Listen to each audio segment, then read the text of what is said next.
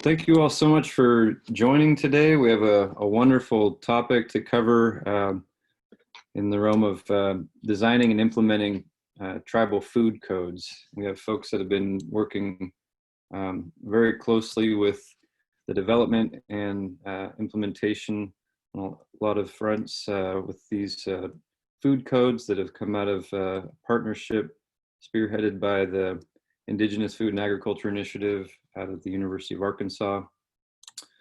Today, we have with us, some really amazing presenters. We're really appreciative of your time and efforts. We have Erin Parker from the Indigenous Food and Agriculture Initiative, Philomena, Quebec, from the Great Lakes Indian Fish and Wildlife Commission, and we have our own Dan Cornelius, who is the Great Lakes Technical Assistant Specialist, and we may have Gary Besaw from the Menominee Tribe, who's the Director of Agriculture and Food Systems, join us. So the IAC CARES initiative has really focused on ensuring that IAC is providing top-notch information to decision makers and tribal leaders around earmarking funds for tribal agriculture, infrastructure, and capital projects. And so we've been running this series for over a month now and have had phenomenal response, and we really appreciate everybody's participation. A lot of this information will be going into curriculum development, which will be housed through Mighty Networks. IAC has an account on there with a lot of amazing content already represented. So please do check out the InterTribal Agriculture Council Mighty Networks platform. And let's see, I'd also like to draw your attention to our annual conference, which will be coming up the second week, of December, and materials are forthcoming, and we'll be providing a lot of really amazing content and guidance throughout the duration of our annual conference coming up. So without further ado, I'd like to turn over the presentation to Erin Parker from the Indigenous Food and Agriculture Initiative, who's going to provide a nice overview of the Tribal Food Code program and process. So Erin, please take it away. Thank you so much, Keir, and thanks to everybody for joining us this afternoon, taking time out of your day to do a Facebook Live with us. We really appreciate it.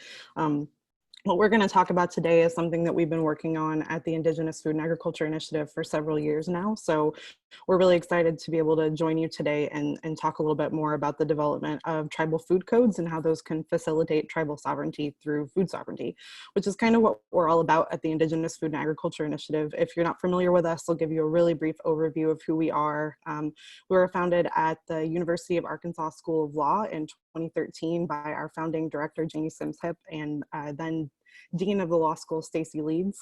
We've been at the university ever since, and we consider our mission really to be putting tribal sovereignty and food sovereignty by providing strategic legal analysis, policy research, educational resources, all of it really designed to empower Indian country through food sovereignty, agriculture, and economic development. So that's really our work and what we do. And one of the core pieces of our work since we started has been the development of the Model Tribal Food and Agriculture Code. And this project was a multi-year project that was envisioned by our founding director, Janie Hip.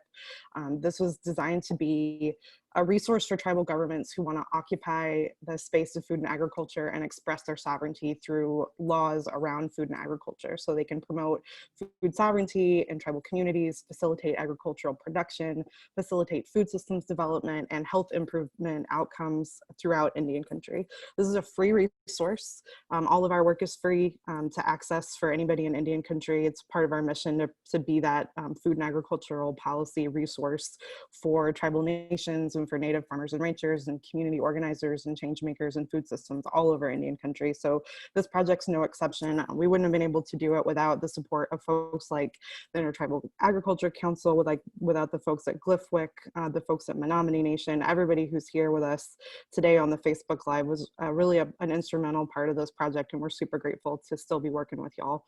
We also had some great funders, Farm Credit, the Shakopee, Midwakan, and Sioux community, the W.K. Kellogg Foundation, Novo, Farm Credit, Mazona, Jewish Response to Hunger, and AgwaFund Inc. all supported this project, which is part of why we're able to offer a 19-chapter series of laws designed solely for tribal nations around food and agricultural production, totally for free.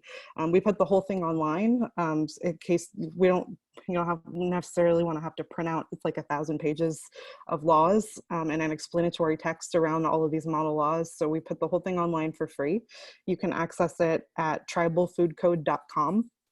You have to create an account, but the whole thing's free. You can download it all in one go if you're a big legal nerd like me and you super want to just like read a bunch of laws and decide which ones fit best with the needs that you have for your community, or you can download each chapter separately. And there's, like I said, there's 19 chapters that we wrote over a period of several years after we spent some time traveling around Indian country the first year of this project, talking to tribal leaders, talking to native farmers and ranchers, hosting regional roundtables at events like IAC's InterTribal gathering that they do every year in Vegas, or this year virtually.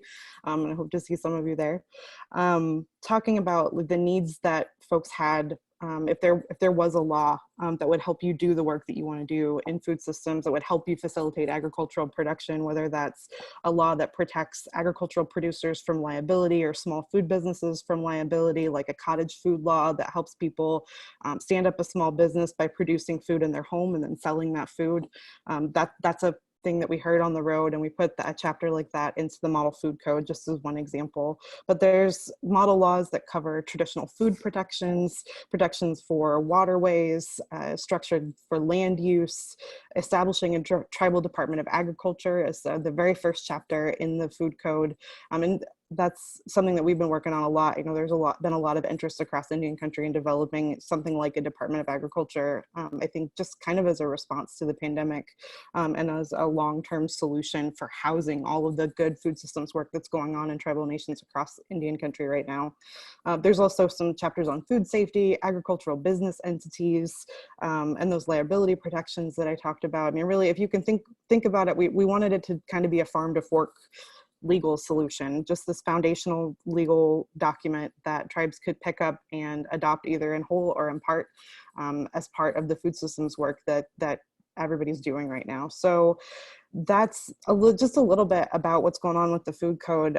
We update it. We want it to be a living resource because we know that food and agricultural law changes as food systems change. There's new things that come up and new things that people want to respond to and be able to put into law, so that as a matter of policy, you have the tribal nation speaking as a sovereign and saying, like, this is what we want our food system to look like. This is how we want to help our producers. This is how we want to help our people and feed them the food that we want to feed them. So we want this to be a living document. We want to update it. And most recently, I think we've updated it in the hemp chapter. Everybody got really excited when the last Farm Bill came out because the Farm Bill finally legalized the production of agricultural hemp.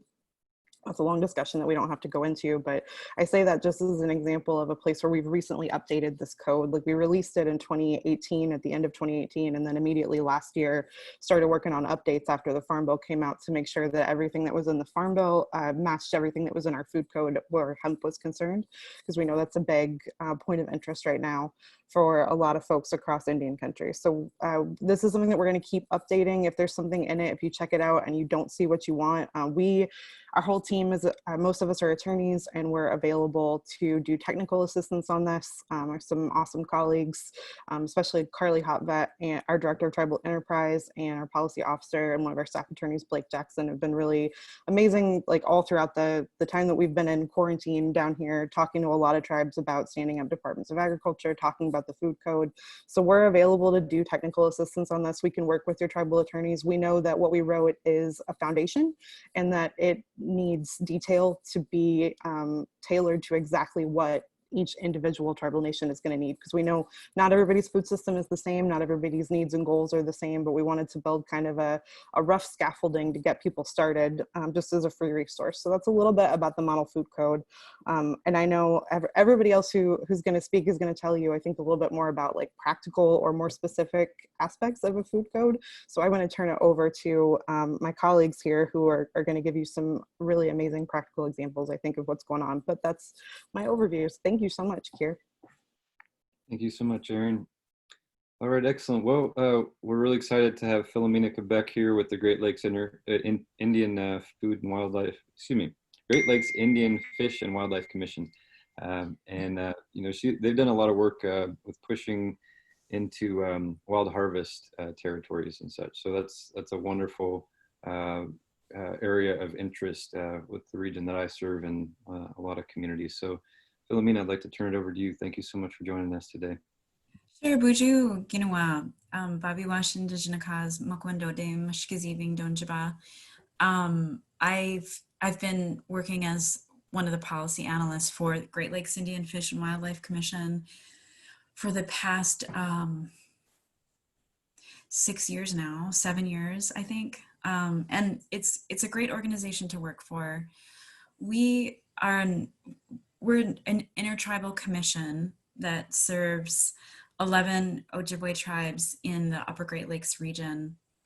And we primarily focus on off-reservation treaty rights, implementation, and issues related to that. And so, you know, our mission came out of, and our mission and our organization came out of the 1980s, and the tribes were engaged in a really protracted battle against the states with respect to the recognition of their rights to harvest plants and animals within our ceded territories. So our ceded territories cover millions of acres of land. It's really the upper portion of what's now Michigan and Wisconsin, and then some areas in Minnesota. That's the ceded territories of the tribes that we work for. And so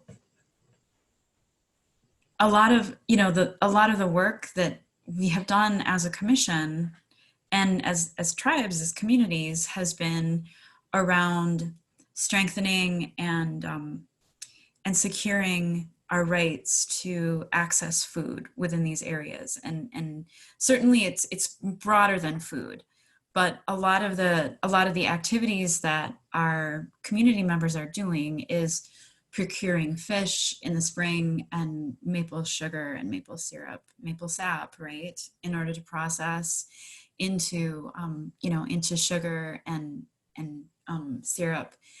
And then like right now, we're going into our wild rice harvesting season. We're in the thick of it, as you could say. And and this is really, again, it's about food. It's about medicine. We're going in there and we're harvesting this food, and we're living the way that we were taught is the right way to live as Anishinaabe people. But we're harvesting food, and we're processing food and keeping food.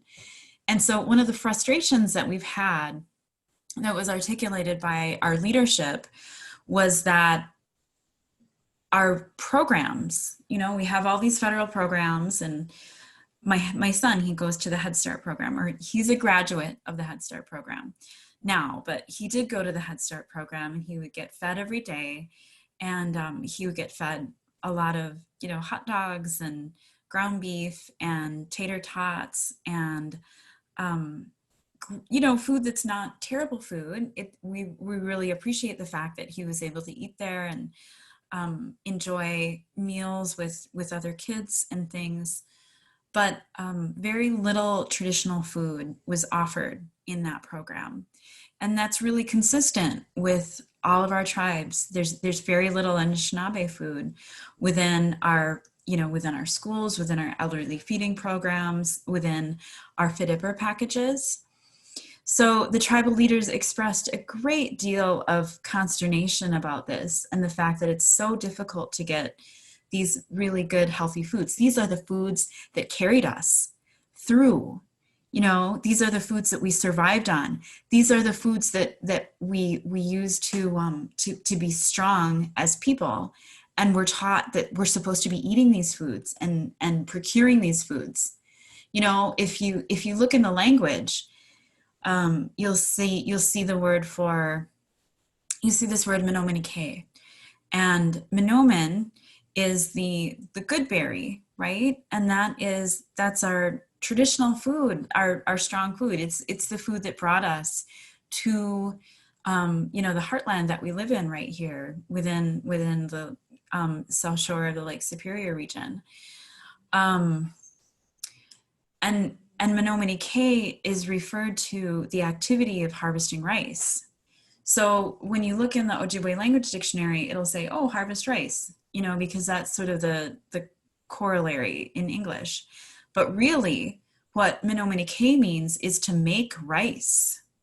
We're out there, we're making rice because we have a relationship with the Menomin, and it appreciates us being out there. It's like the best grandma and grandpas that you could ever have. This food that it wants us to be out there. It wants us to be, out there knocking the rice and pulling through and having those conversations that you have when you're out there with your partner, talking about all kinds of things and the people in your life. It's all prayers, right? And that Menomin, it grows because we harvest it. It wouldn't be there if we weren't harvesting it. It would just go away. And so, these foods are so incredibly important for us. And the fact that we have so little of these foods within our programs is something that's really a problem. And it's also really, it's difficult to find in some instances. And we don't necessarily have, at this point, we don't have standards to provide for opportunities for our people to be able to sell these foods in a very wide audience. And to a certain extent, some of these foods are prohibited from sale. We talk about wild game meat, and there's actually agreements within our treaty rights case with the state about how we need to have standards related to the processing of these foods until until we have those standards, we would fall under state law, for the sale of anything except for cut up carcasses. So, that's kind of that's sort of the background and the context from which we came into this project. So we obtained a 3-year grant from the Administration of Native Americans to develop food codes related to our traditional foods. And so the first year of the project was a lot of community surveys, figuring out which of the foods we needed to focus in on. And so we came up with a list of 16 different foods, and they include wild game meat like venison and turkeys and rabbit, and then also fish, walleye and whitefish, berries, maple syrup, maple sugar, menomin, and just a number of different foods. So we had a whole list of foods that we needed to focus in on, and so then what we did was we created. There were kind of 2 tracks to this project. And so one track was identifying what kind of hazards might be present in the foods and might come up during the processing. And so these hazards have to be accounted for in the legal development. And so we're developing codes in order to address whatever hazards come up. And it's really consistent with the way that states and federal governments and tribes regulate food. We're not going to be doing over-regulation, but if there's a particular kind of hazard, whether it's chemical, biological, or physical, that hazard needs to have some kind of process, maybe a control that the food processor uses in order to appropriately manage that food risk. So, we're coming at this from the perspective of some of these regulators have this perspective that our wild foods are inherently hazardous and very dangerous. But we've systematically reviewed the hazards that might be present in these particular foods, just like you would do with ground beef or with white rice. You know, there's a potential for arsenic contamination with white rice. So we went through and we looked at Monoman and to see if there's any kind of arsenic issue, some other kind of heavy metal contamination. And we didn't find any with the scientific review that we did, and with the actual analysis. Samples were taken from many different lakes within our area to go through and figure out whether there was any kind of risk. We're happy to say that Monoman is a very low risk food. And so, you know, so that was a process that we used to come up with these, come up with food codes.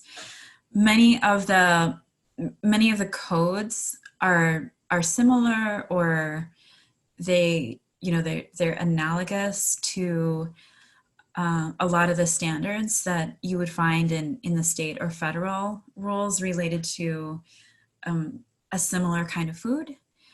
And it's also the process by which someone goes about processing these foods. It's also very similar. So the federal and state side require standard sanitation operating procedures. So this is basically a fancy way of saying you have to keep things clean in a systematic way. You know, you have to keep your facilities clean in a systematic way and make sure you're accounting for the activities that you're doing. So, and that's very similar to what is going on in any kind of food plant in the United States. You have standard sanitation operating procedures. You're working under HACCP plans. So these are hazard analysis, critical control point plans when you're dealing with food that is just, you know, it carries a higher risk. So this is food like meat or cheese or fish. You know, these all require, cheese doesn't require HACCP plans, but certainly fish does, and meat. Juices require HACCP plan under the federal system now. And so, you know, we have HACCP that's required for the tribal code. So we've developed, you know, we've gone through this process. We've developed 8 chapters, an 8-chapter model food code that addresses the 16 foods that the tribes identified as being important to them. And this covers meat and fish and produce, and then a category, kind of a catch-all category called low-risk foods. So within our low-risk foods, that is Monoman and maple syrup, because these are low-hazard foods. And then also high or low-acid jellies and pickles and other kinds of foods that people can show don't carry a great deal of risk. And so this is kind of our cottage food area. Other, you know, the higher risk foods, produce and meat and fish, do have a bit more hazard that people need to address for and account for in their processing. But we've created standards around procuring wild game out in the bush, and then how you go about processing that in a way that is really compatible with a lot of the way that meat is processed just generally in the United States. So it's been a really fun project, and we're in the stage right now where we're providing training opportunities for our Glyphic member tribes on, for harvesters themselves, food handlers, and then also regulators within a tribal organization. And so we're working on doing that, and we're presenting these codes to the tribal councils, and we're certainly available to, these are going to be available at the end of our grant period. Our hazard analysis, our food codes, all of that is going to be available to any tribal organization who'd like to take a look at it and consider adopting it. Because this is through the ANA, so we're not just going to be keeping these secret. So we're hoping that you know, this is an area that maybe tribes have not created a lot of law around, and food in general is an area that tribes have not created food or laws around. And so because of that, there's kind of this vacuum that the states can come in and the feds can come in and fill, because there's a need to make sure that people are safe in whatever food is offered for sale, right? But if, you know, I'm really supportive of, and I really feel like it's a very good thing that what IFAI is doing with their comprehensive food code. And I feel like it's a really positive development, like this Glyphwick model food code that addresses wild food. These are really positive developments, because these are opportunities for tribes to take control of their sovereignty, you know, and really fill in these spaces, these gaps, to provide for business opportunities for their own community members, and also ensure that their communities have access to the kind of foods that they need, you know. And again, you know, that's going back to the comments that I talked about earlier, is you know, these traditional foods are really critical for our overall development, right? As human beings, it's really important that we have them at all times within our life cycle, that we continue to have that connection with the land, and that we have connections to our seeds, and we have connections to those wild foods that keep us, you know, keep us being who we are as Native people. So I don't know if Gary's been able to come on, but we can, you know, we can continue to have the conversation. You know, I'm not sure if there's any questions that have come in. I always love talking about this. It's great topic to talk about. Our food is so important. Yeah, thank you so much for your contributions. And yeah, something that I think might be pinging in a lot of folks' minds, and it might be a question for both you, Philomena, and Erin, are you know, the kind of high stakes question of enforcement, as well as kind of the current status of you know, rolling out support for tribal food inspectors. So those two big areas, and I'd like to pose that to both of you, because you know, the coding of course supports the framework for, you know, the implementation of the enforcement and the inspection, but then, you know, there's the big question of what that's going to look like community to community. So I want to put that out to you all.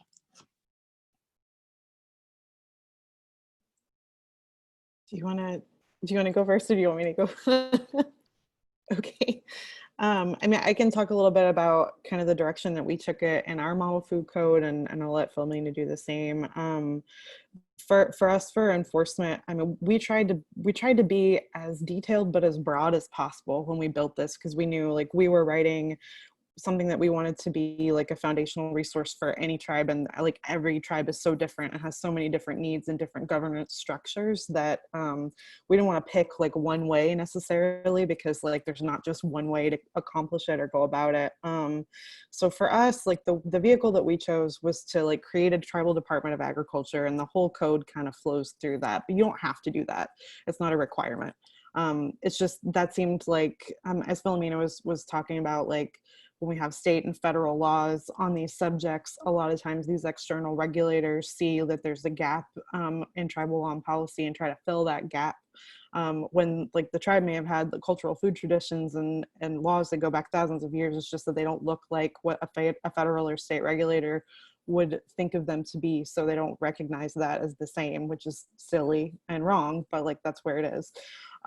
So the way that we set it up was to create a tribal department of agriculture as a signal to that's something that a state or a federal regulator will understand, that they will see that Department of Agriculture and go, oh yeah, we know what that is. And then all of the food systems efforts are housed within that. And then the tribal food inspectors, if there are any, that if a tribe decides to adopt, for example, like food safety regulations, we have some food safety regulations that mirror the Food Safety Modernization Act. in our model food code. Those are some on-farm regulations that folks follow. If a tribe wanted to adopt that, the way that we set it up in our model food code was that it would go through the Tribal Department of Agriculture. There would be tribal inspectors inspecting on tribal lands, so you wouldn't have to worry about any kind of federal inspection. It's like almost like a cross deputization, similar to tobacco. And then that way you never have to worry about, for sure, any state regulators who are on tribal lands trying to do any kind of federal food safety inspection, which they should not be doing. So that's the way that we kind of set it up. As far as like building capacity and like funding for that, I know there's a lot of food systems funding out there. I mean, I don't know if I could speak necessarily to like how to stand that up for sure. I don't know, Philomena, if you have any ideas about that specifically. That may be like a region specific sort of grant opportunity that people could use. But that's how we set it up in our food code.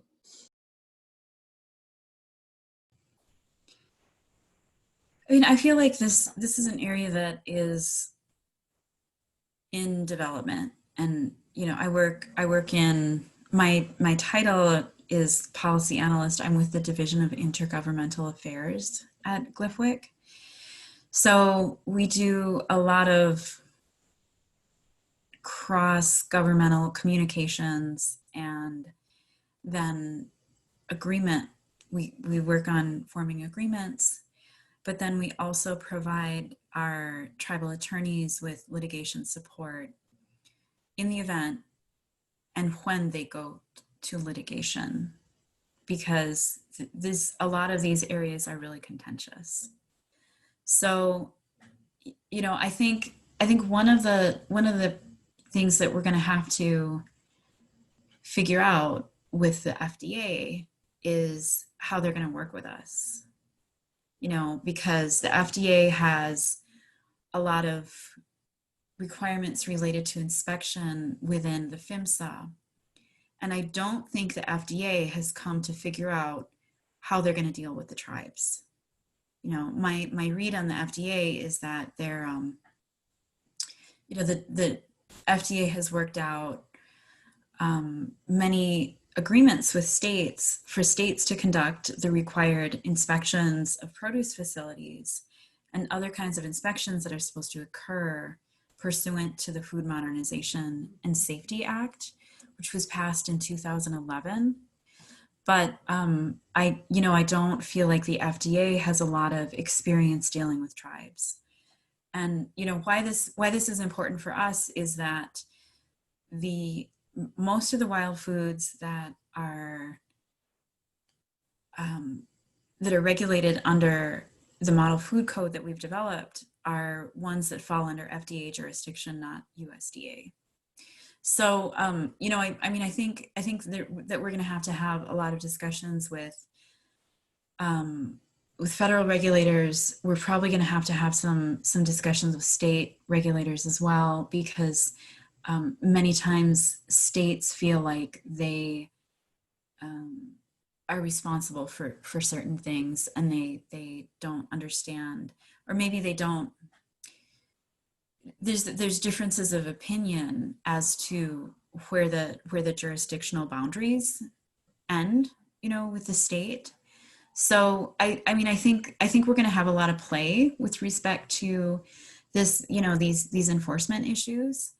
And I think that the biggest argument that the tribes can have for being prepared for these issues that are going to come up is just to develop a strong system, and to have a system of regulation. So you have your codes, and then you have enforcement of these codes, and it's really strong enforcement, because food safety is a big deal. It's really important to make sure that whatever food you're producing or your community is producing is going to be healthy food. It's labeled correctly. It was produced in a safe environment by people who know what they're doing, and it's not going to get anybody sick. And so your biggest argument for having your own tribal regulation is to do a really good job at that, and to invest in that. The way we've set it up for our food code is that there's you know, if you're going to be doing any of these activities that has a little bit higher risk, you have to have a license in order to do that. And then you pay for a license and there's an inspection. Many of these activities require an inspection that goes through that. So, you know, the licensing fees theoretically would pay for whatever inspection and enforcement were to happen. Oneida has a really good system of licensing and enforcement and inspection that happens. And I think they're a really good model for other tribes to look at to see how they do things. You know, Oneida has a lot of really great things going on with respect to food and food sovereignty. And, you know, there's other tribes that have similar models. When you're talking about food, this isn't just exercising your treaty right necessarily, but it's having a business, you know. And so if you have a business, I think there's an expectation that you're paying for those kind of services that your government is providing you with, you know. So that's a little bit how we've set it up in our codes, but you know, certainly I think that we have this is an area that we're going to see some more developments in the next couple of years. Thank you so much. Got some questions mounting here from William. Is the food code for those traditional foods intended for sale only? Would it also would it also be included for personal use? No, it does not include personal use, and we've made it very clear that you know, because there's a lot of annoying things that you have to do in this when you're doing this food code, right? You have to do like a pre-mortem inspection of your game animal. So you're already doing a pre-mortem inspection of your game animal, right? Like when you're out there hunting, you're paying very careful attention to how that deer is moving out in the woods, right? You're looking at that, you know, and we have, to a certain extent, a pre-mortem inspection isn't even really required because we have food inspectors out there that are Mahingan, right? The wolves are out there taking care of any animals that are not sick. But to have some parity between the systems, we have a pre-mortem inspection. So, you know, you're making sure that your deer isn't acting funny when it's alive out there and you're looking at it. And then after you kill it, you kind of fill out this little form. So that would be really annoying to do if you're out there hunting. And we're not, the idea is not to be changing anything that people are already doing. And so if they're going out there and they're hunting for home use, they don't have to engage in any of these kind of extra level activities related to food safety. If they want to, they could, you know, but we have exemptions for, you know, home use, for informal commercial sales. So this is like a tribal member is doing a fundraiser at the C-store. Like they don't have to get a retail food license in order to do their fundraiser at the C-store. And then also just ceremonial use, like if you have your first kill feast, or, you know, there's a funeral, something like that, these regulations do not apply at all. You know, there's no problem right now with respect to the food that tribal members are procuring and processing and providing to our community for community feasts. This code is just extra to get us over the hump so that they can sell their food at the grocery store, you know? Because right now that's not an option, and it should be. We should be able to sell our food at the grocery store. But in order to get there, we're just going to have to jump through some hoops and demonstrate that the way that we're processing our food is safe, and it's really comparable to the way that food is being processed that's already at the grocery store. Thank you. Here, Go ahead, could I give so unfortunately, Gary Bisa, he's in a meeting right now on a lot of these exact topics. So he was trying to get out to join us, but I think he may be still occupied within that meeting. But this is Dan Cornelius with InterTribal Ag Council, and I've been providing assistance to Menominee on implementing a tribal food code. And so, you know, to bring some of that perspective, and I don't want to go into too much detail or speak for Gary, but as one of the research partners, what we've been helping to provide support in doing is really looking at the model tribal food code that Arkansas has done, and using that as a foundation and a base to then look at how would those different elements apply in the context of Menominee, because it's a fantastic resource, but all of some of these questions that have come up of who's going to do the enforcement, that's a huge question. One of the things that we're looking at with Menominee and encouraging other tribes to look at as well is what are you already doing in terms of regulation, in terms of monitoring, and gaming is one of those big areas. And so looking at, all tribes that have gaming are going to have some sort of a gaming authority, and looking at how that structure has worked, because if you go back 20, 30 years, the outsiders were saying, oh no, we can't, can't allow gaming, there's going to be too many issues. Well, look at the success that tribes have had in regulating the gaming enterprises. How can we use those examples in the context of food and agriculture? So that's one of the elements that we're looking at with Menominee. But one of the other big elements is that inherently within food code, there is an element of regulation, but really approaching more from a perspective of education, and starting from that educational perspective, and then simultaneously the development and the implementation of the legal structure is really looking at that physical infrastructure as well. And so that's actually one of the things that Gary today is working on, is to get support from some of the Tribal CARES Act money to possibly go toward a processing facility. Because I know I've been up to Menominee, brought equipment up, and we've planted corn and pumpkins, and a couple of years ago we harvested several thousand pounds of pumpkins.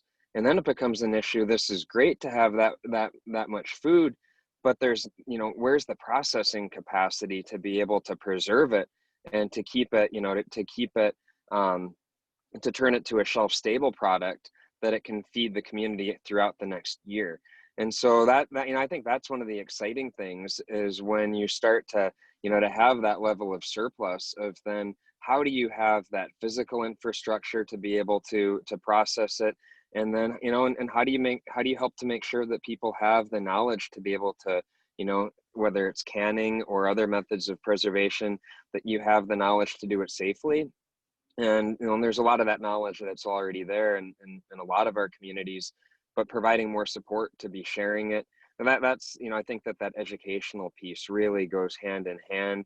And, I think that's part of the exciting, the exciting part of these efforts. And then the one other thing I'll mention is just in terms of education, both Erin and Philomena were part of a tribal food safety workshop that we hosted with the Wisconsin Tribal Conservation Advisory Council back in February before COVID.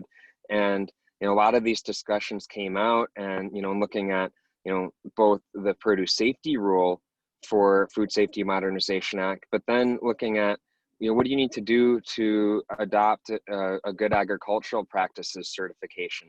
Because that's one of those barriers to getting our foods into, commodity food distribution program and some of these others. And when people are able to see those different pieces, and by the way, we do have, and through support from Iowa State Extension, we have the template that they had developed for that plan. So, coming back to that education side, that really is key within so many of these different efforts.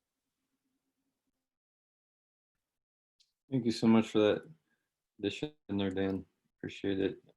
Going back to questions, let's see, Lynn's Ritter, is Is there a website or blog to explore links to what other tribes are doing for regulation and distribution?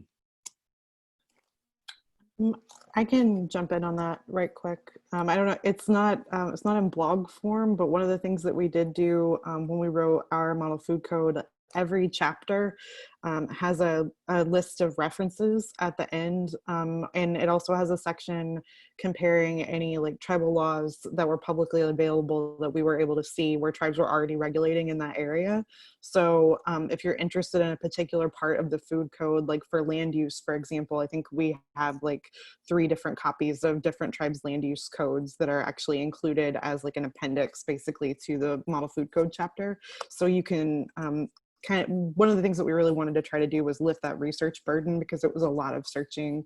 It took us a couple of years just to do the research and just see, like, even with, as Philomena mentioned, like tribal regulation in this area may be light, but there is still some regulation. So even with that, it took us a while. So if you're interested in it, tribalfoodcode.com, you can see each individual chapter has all of the references that we were able to pull. And I know one of the things that I think I'm looking forward to doing sometime soon is going back through and updating that, because I know that there are tribal laws that have passed since we published it in December 2018, which was really exciting. So that might be one place to check. Philomena, I'll turn it over to you too, or Dan. Go ahead, Dan. Yeah, I mean, I think Erin. Well, I think the question in general is a fantastic one, and you know, just staying up to date on everything that happens and changes is you know, it's kind of difficult when it's changing so quickly. But I think through more of these type of conversations, and you know, even the idea of maybe looking at a blog. I know with IAC that we want to be highlighting some of these different success stories and examples and really working, you know, together with one another. So I think that's something that we need to continue to focus on is sharing those updates as they happen.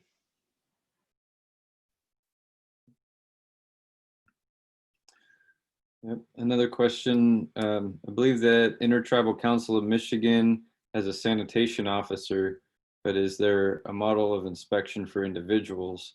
Also, is there a recommendation for combination processing facilities for fish and game? Would that require HACCP, Serve Safe Management, and USDA certification?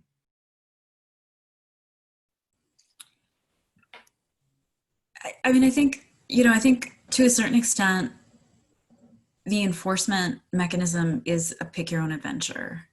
And so if there's somebody who already works with the Michigan tribes who's available as a sanitation officer who can assume some of those duties moving forward, that would be great. You know, some tribes maybe have internal capacity to do this.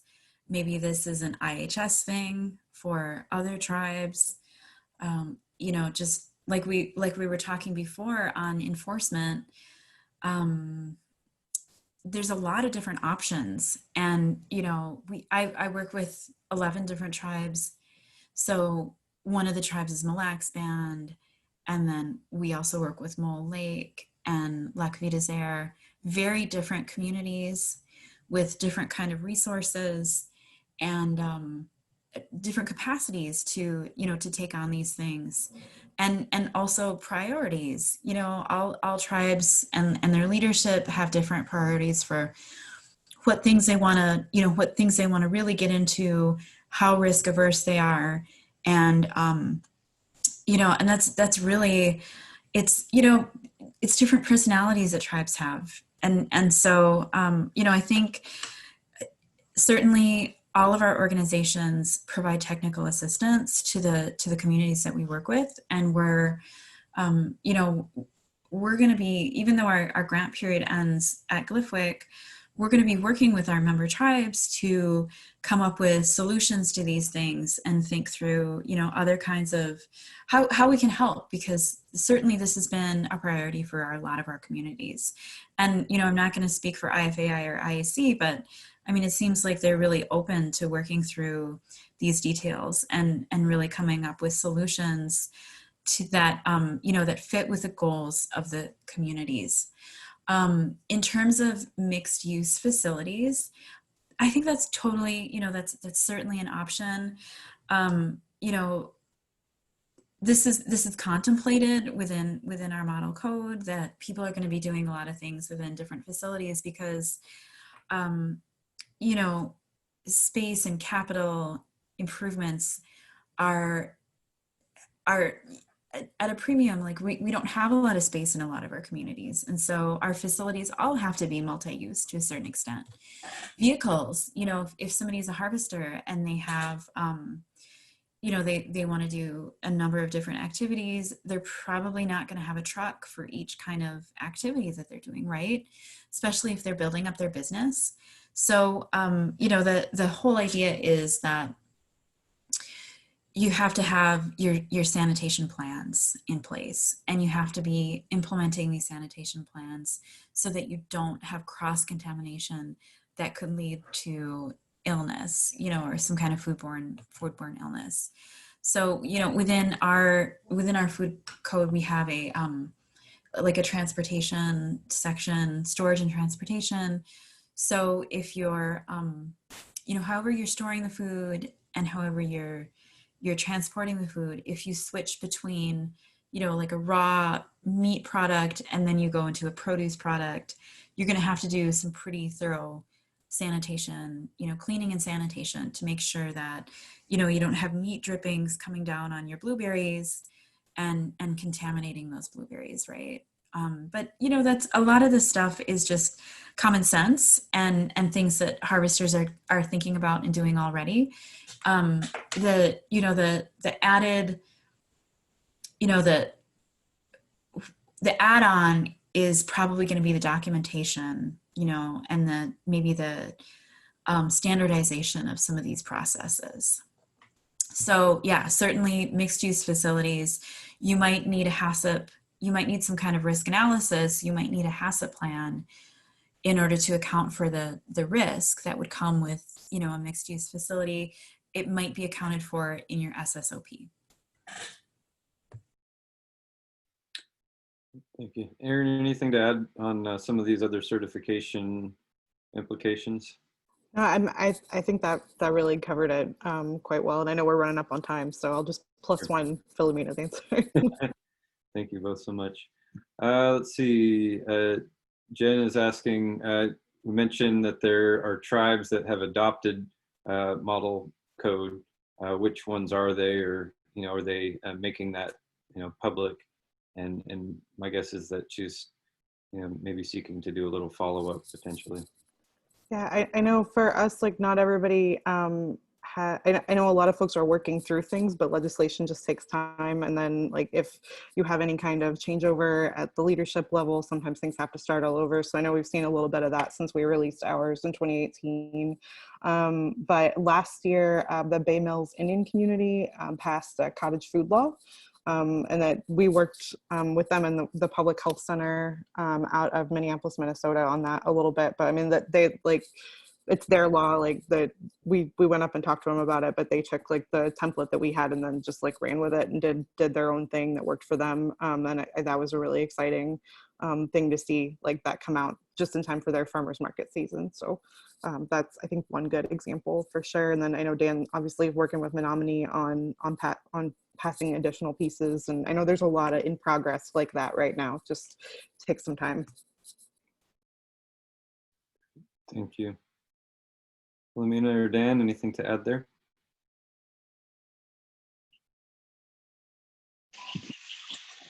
No, I just, the only thing I guess that I would add is I think that a lot of, the opportunity of building the capacity here is exciting. IAC is currently working on a USDA food box application.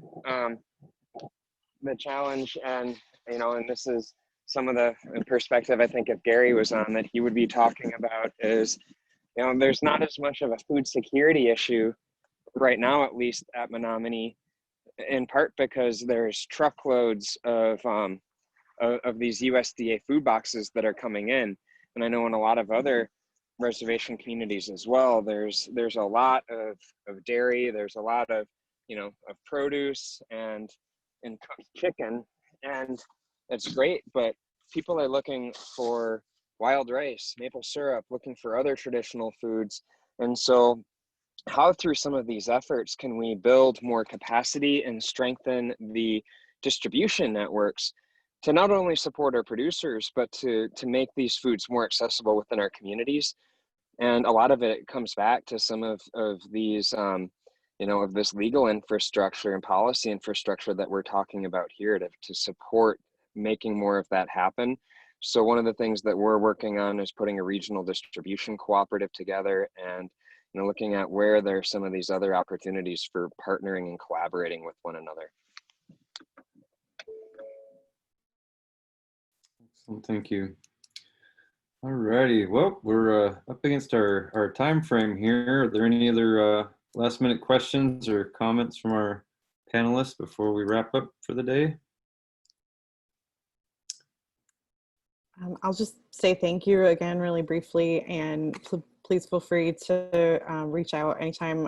Like here or anybody at IAC knows how to get a hold of me, so please feel free to share my contact information. Email is probably the best way to get a hold of us right now because we're all working from home, but we love working on these issues, and we're here to be a free resource for anybody who wants to do this work. So please don't be a stranger. Tribalfoodcode.com or indigenousfoodnag.com is us, and thank you again for having us. Thank you so much, Erin. Yeah, ditto that. We don't necessarily work with tribes that are not GlyphWick member tribes, but I am always, I'll always respond to my emails, and it's always, this is, for us, I think it really makes sense that not just GlyphWick member tribes, but other tribes take on this idea of their wild food and looking at figuring out how to make it more available.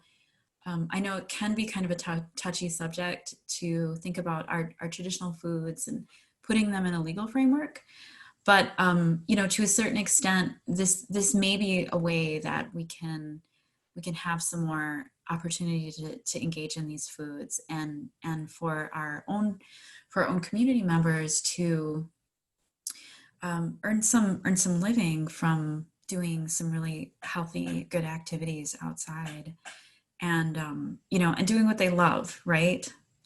So please do keep us in mind if you have questions. I'm always really available to talk to people, and my email is up on the GlyphWick website. We're at GlyphWick, glifwc.org. Thanks. Thank you so much.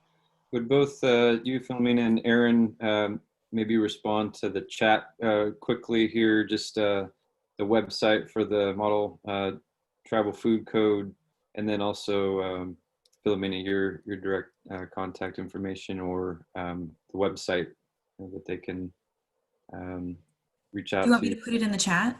That'd be helpful at this point, if possible. And then, yeah, it sounds like Pam's looking for a copy of your traditional food code.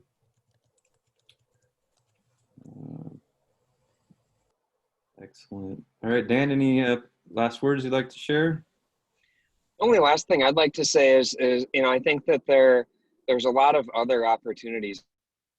We've only just scratched the surface within this conversation here, but I think there's other opportunities in terms of protecting, seeds, in terms of protecting maybe even intellectual property, that that these efforts can really help to incorporate traditional tribal values and what the community wants to see. And so when we talk about food code, it's not just about processing and regulation there. It really, it's an opportunity that to really look more comprehensively. So I'm excited to see the work and be a part of the work that continues as we move forward. Excellent. Well, thank you all so much for joining today. We had great engagement throughout the entire presentation set here. And again, we will be really looking to refine the materials that were presented upon today into an ongoing workshop effort. And so please keep in the loop through indianag.org, as well as InterTribal Agriculture Council's Facebook page. And again, I want to thank our presenters for their time today, and participants for your engagement. I hope you all have a good rest of your day. Thank you so much.